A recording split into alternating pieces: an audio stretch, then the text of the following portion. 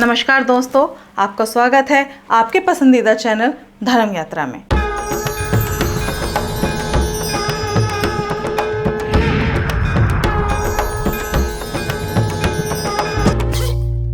आज हम बात करने जा रहे हैं पुराणों के बारे में। पुराण हमारे विश्व के साहित्य के प्राचीनतम ग्रंथों में से एक है।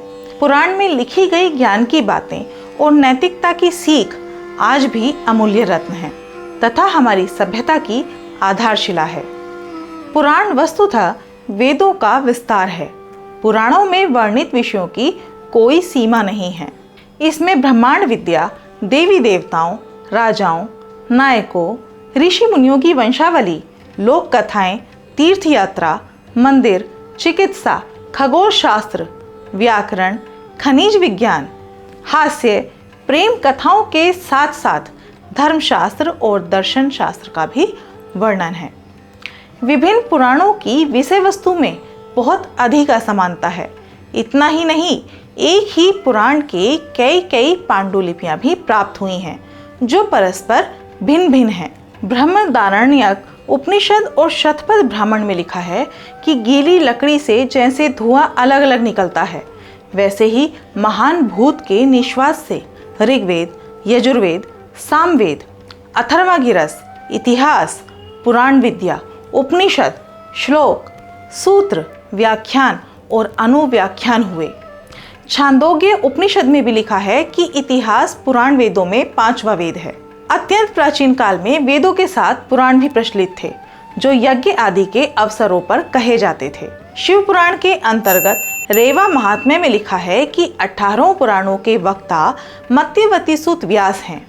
यही बात जन साधारण में प्रचलित है, पर मत्स्य पुराण में स्पष्ट लिखा है कि पहले पुराण एक ही था, उसी से 18 पुराण हुए। ब्रह्मांड पुराण में लिखा है कि वेद व्यास ने एक पुराण संहिता का संकलन किया था। इसके आगे की बात का पता विष्णु पुराण से लगता है। उसमें लिखा है कि व्यास का एक लोमहर्षण नाम का शिष्य था जो सूती जाति का था। व्यास जी ने अपनी पुराण संहिता उसी के हाथ में दी थी। लोमहर्षण के 6 शिष्य थे: सुमति, अग्निवर्चा, मित्रयु, शांशपायन, अकृतवर्ण और सावर्णी। इनमें से अकृतवर्ण, सावर्णी और शांशपायन ने लोमहर्षण से पढ़ी हुई पुराण संहिता के आधार पर और एक संहिता बनाई। वेद व्यास ने जिस प्रकार मंत्रों का संग्रह कर उनका संहिताओं में विभाग किया, उसी प्रकार पुराण के नाम से चले आते हुए ग्रंथों का संग्रह कर पुराण संहिता का संकलन किया।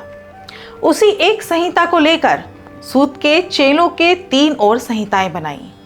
इन्हीं संहिताओं के आधार पर 18 पुराण बने होंगे। 18 पुराणों में अलग अलग हिंदू देवी देवताओं को केंद्र मानकर पाप और पुण्य, धर्म और अधर्म, कर्म और अकर्म की गाथाएं कही गई हैं। पुराण हिंदुओं के धर्म संबंधी आख्यान ग्रंथ हैं जिनमें सृष्टि, लय, प्राचीन ऋषियों मुनियों और राजाओं के वृतांत आदि हैं। ये वैदिक काल के काफी बाद के ग्रंथ हैं जो स्मृति विभाग में आते हैं। भारतीय जीवन धारा में जिन ग्रंथों का महत्वपूर्ण स्थान है उनमें पुराण भक्ति ग्रंथों के रूप में बहुत महत्वपूर्ण माने जाते हैं।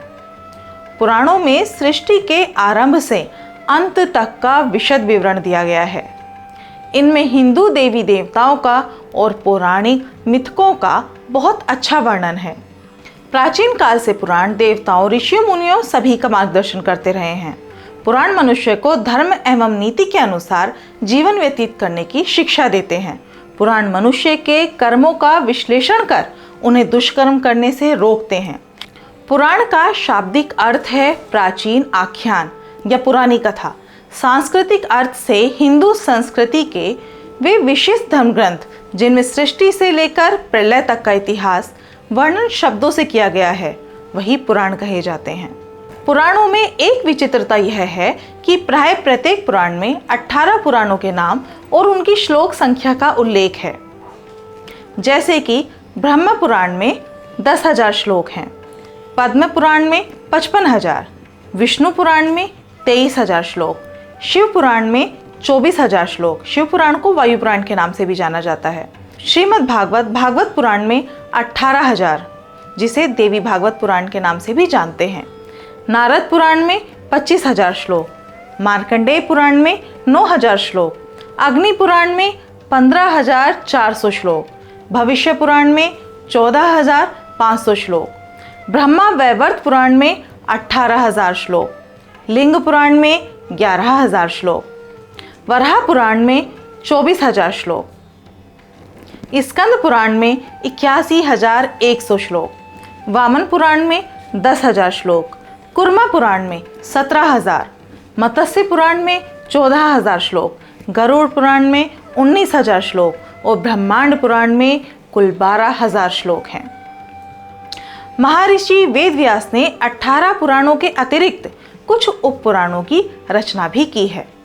21 उप पुराणों को पुराणों का ही सार रूप कहा जा सकता है। ये 21 उप पुराण इस प्रकार हैं: गणेश पुराण, श्री नरसिंह पुराण, कल्कि पुराण, एकाम्र पुराण, कपिल पुराण, दत्त पुराण, श्री विष्णु धर्मोत्तर पुराण, मुद्गल पुराण, संत कुमार पुराण, शिव धर्म पुराण, आचार्य पुराण, मानव पुराण, उशरा पुराण, वरुण पुराण, कालिका पुराण, महेश्वर पुराण, सांब पुराण, सौर पुराण, पराशर पुराण, मरीच पुराण एवं भार्गव पुराण।